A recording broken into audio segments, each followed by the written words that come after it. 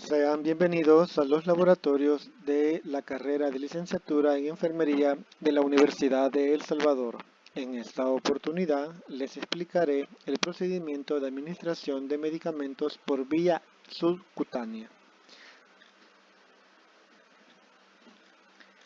Dentro de las generalidades se encuentra que la inyección subcutánea se inyecta pues un fármaco en el tejido adiposo y el conjuntivo debajo de la dermis con una jeringa y una aguja, ¿verdad? Pequeñitas. Las agujas de calibre 25 o menores ayudan a la inyección subcutánea sea menos dolorosa. Entre los muchos tipos de fármacos que se administra por vía subcutánea están algunas vacunas, insulinas y heparinas de uso frecuente. Los lugares comunes para las inyecciones subcutáneas son la cara externa de los brazos y la cara anterior de los muslos, ¿verdad? Estas zonas son cómodas y normalmente tienen una buena circulación sanguínea para la reabsorción del fármaco. Otras zonas pueden usarse sobre el abdomen, las zonas escapulares de la parte superior de la espalda y las zonas glútea ventral superior y dorsal. Solo pueden inyectarse dosis pequeñas de 0.01 ml a 1 ml de medicamento a través de la vía subcutánea. Comprobar las normas de cada una de las instituciones. Como pueden ver aquí en la imagen, la vía subcutánea llega hasta el tejido conectivo, el tejido subcutáneo, como tal, a donde está nuestra grasita. Es allí donde la jeringa pues, o la aguja pues, debe de penetrar. Tenemos diferentes fármacos, como ya lo decía la anterior laminilla, pues vamos a cumplir pues la insulina, la heparina sódica, analgésicos locales como silocaína, vacunas, y las áreas más comunes que las pueden apreciar en la imagen. Las escápulas, la parte posterior del brazo, ¿verdad? Y tenemos partes también del glúteo y ciertas partes en la pierna, ¿verdad? Aquí se encuentran los medicamentos que podemos iniciar y cumplir, ¿verdad? Como son las insulinas, que las tenemos aquí, la heparina sódica, que es un fármaco que pertenece a los anticoagulantes, y también las enoxaparinas, que son familia también de los anticoagulantes, ¿verdad?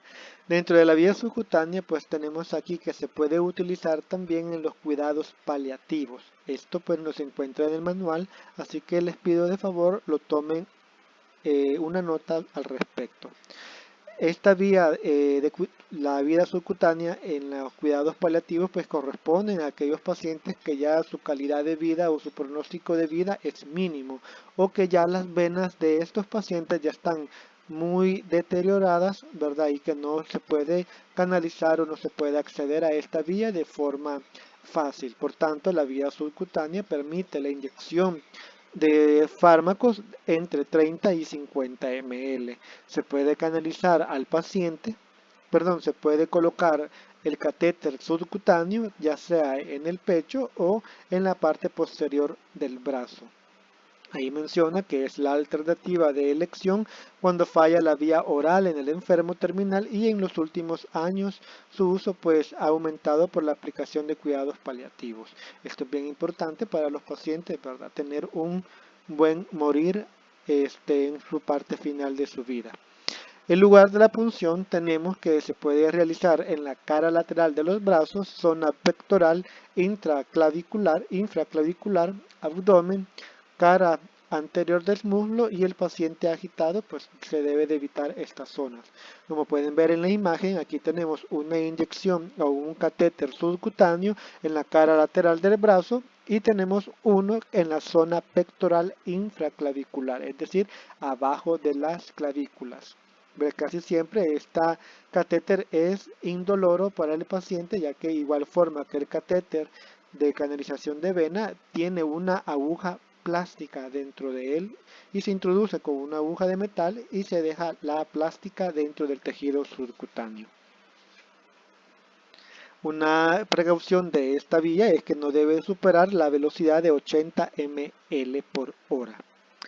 Luego tenemos que entre los tipos de fármacos administrados por esta vía ya habíamos dicho que se encuentran las insulinas principalmente, ¿verdad? Y se va a hacer uso de diferentes tamaños de jeringas, ¿verdad? En este caso vamos a ocupar una jeringa de 1 ml que puede tener agujas desde 25G, que es bien pequeñita esta aguja, perdón, es indolora prácticamente esta aguja, así que esta es la que más se utiliza con el paciente. Tenemos dos tipos de jeringa, tenemos la jeringa de tuberculina y la jeringa de insulina. ¿Cuál es la diferencia de ella? Es que la de insulina es propiamente dicha para aplicar o administrar insulina, mientras la de tuberculina se utiliza para poder ocuparla para administrar ciertos medicamentos como la silocaína o aplicar vacunas también, ya que la aguja es de 26 o 27G. Aquí una parte importante de esta jeringa es la escala que tiene esta. Estas vienen medidas no en milímetros de litros, sino que vienen en unidades internacionales. Eso significa que cada una de las rayitas vale o tiene un valor dentro de ellas, ¿verdad? Por ejemplo, la jeringa de 50, estas dos que estamos viendo en la pantalla, son de jeringas de insulina, ¿verdad? Porque traen sus unidades internacionales. Tenemos que en la imagen pues no se logra ver muy bien, ¿verdad? Pero aquí tenemos uno, aquí 2, 3, bueno, aquí 5, 6, pero aquí me hizo falta uno, ¿verdad? Entonces, si vemos aquí las rayitas, aquí tenemos 1, 2, 3, 4, 5, la raya más grande. Siempre las rayas más grandes van a indicar el número que está marcando. Es por eso nosotros como enfermería debemos de reconocer cómo es que está equilibrada o cómo es que está diseñada la jeringa. Es por eso que tenemos que estudiarla a fondo. Ya vamos más adelante, cuando veamos la parte de la insulina, vamos a ver bien el uso de la jeringa. Primeramente vamos a terminar con la inyección o cómo vamos a valorar la inyección al colocarla en el paciente.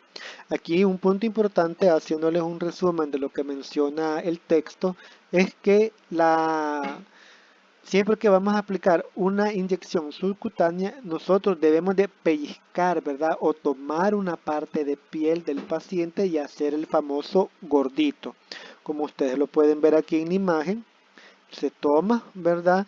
Y se hace el gordito del paciente para poder administrar ahí y asegurarnos que la inyección quede en el tejido subcutáneo, ya que si ésta se inyecta en el tejido abdominal, no va a dar el mismo efecto deseado del medicamento, ya que va a ser absorbido con mucha más rapidez y la vida media de este se va a acortar. Por norma también se tiene entendido de que los pacientes con abdomen, ¿verdad? O con sobrepeso, siempre se le debe de inyectar en un ángulo de 90 y todas las inyecciones en el abdomen se inyectan con 90. Si se va a inyectar en el brazo, esta se debe de colocar en ángulo de 45 grados en la parte posterior del brazo, como logran ver aquí en la imagen, ¿verdad? La parte de la inyección. Y de igual forma ahí vamos a hacer el famoso pellizco. Va a determinar la anatomía del paciente para poder determinar estos aspectos. Si el paciente es muy delgado, por ende o con mucha más razón, tengo que hacer ese pellizco para asegurarme que quede el medicamento en el tejido subcutáneo. Y si el paciente pues es muy gordito o muy obeso, pues se va a poder realizar siempre el pellizco, pero con la diferencia es del cambio del ángulo que se va a utilizar. Por eso en el paciente muy obesos pues se hace siempre en 90 y en pacientes muy delgados siempre en 45. Y en ambas partes siempre hacer la técnica del pellizco. Definición y objetivos. Tenemos aquí que es la administración de una sustancia inyectable en el tejido celular subcutáneo. para mejorar sistema metabólico, bioquímico o crear una inmunización. Para mejorar el sistema metabólico, como es el caso de la aplicación de las insulinas. Bioquímico, en el caso de medicamentos que actúen propiamente dicho en las funciones bioquímicas del paciente o funciones con la sangre, como es el caso de la heparina. O crear una inmunización, como es el caso de las vacunas. Existen también los objetivos que tenemos uno nada más, que es introducir al organismo medicamentos o vacunas que requieran una absorción lenta, ¿verdad? Es por eso que se utilizan estos fármacos. Tenemos que debemos tener precauciones, ¿verdad? Recuerden que nuestras precauciones son como nuestros cuidados de enfermería principales que como enfermero debemos de tener presente. Primero, no realizar masaje, únicamente hacer presión leve después de la inyección. Si se aplica inyecciones con frecuencia, rotar los sitios de inyección para prevenir fibrosis ocasionada con la punción, ¿verdad? Estas fibrosis son conocidas como los famosos, como bien salvadoreño lo dice, el famoso camote que se le forma al paciente. Es por eso que tenemos que rotar los ángulos de inyección y orientar al paciente a que se cambie también cuando él aprenda a inyectarse por sí solo. El aumentar, ¿verdad?, el flujo sanguíneo en la zona por medio de calor o ejercicio aumentará la absorción del fármaco. Por tanto, no se debe de realizar, ¿verdad?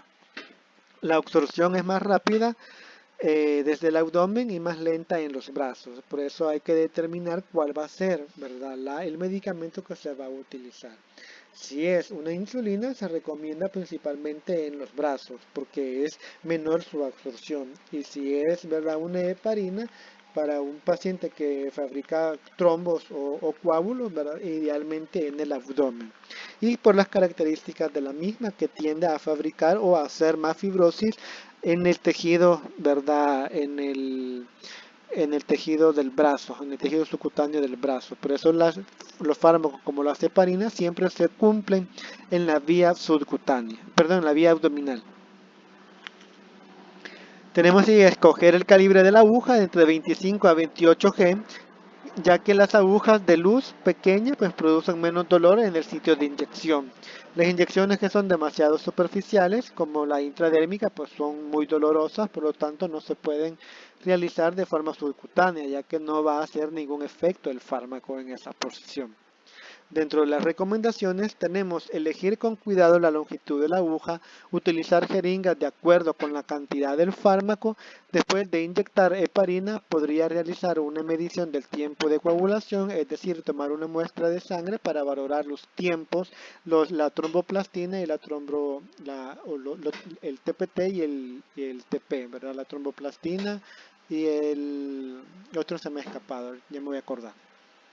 La vacunación puede ir seguida de la medicación y de la medicación de titulación de anticuerpos, ¿verdad? Como en el caso de las vacunas, que son aplicadas para ello, para fabricar anticuerpos en nuestra persona. Es la protombina y tromboplastina. Ahora bien, pues aquí les dejo el enlace para que ustedes puedan verificar cómo se utiliza o cómo se realiza el procedimiento de la inyección cutánea. De igual forma, este procedimiento lo vamos a hacer en demostración en los laboratorios de enfermería.